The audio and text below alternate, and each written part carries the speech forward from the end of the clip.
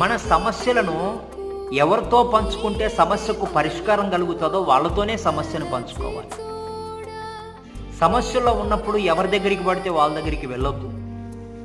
ఒకవేళ ప్రవక్త దగ్గరికి రాకుండా ఆమె వేరే వాళ్ళ సహాయం కోరుంటే సరైనటువంటి పరిష్కారం కలిగేది కాదు.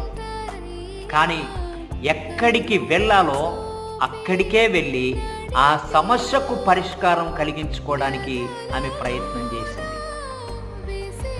ప్రియమైన వారలారా గమనించండి, అప్పు అనేది ఒక పెద్ద సమస్య. ఈరోజు అప్పు చేయడానికి చాలామంది వెనకాడటం లేదు. అప్పు చేసినప్పుడు బాగుంటుంది. ఆకలి కొరకు అప్పు చేసిన, అవసరం కొరకు అప్పు చేసిన, అవసరం తీరినంత త్వరగా, ఆకలి తీరినంత త్వరగా అప్పు తీరిపోవడం చాలా కష్టం.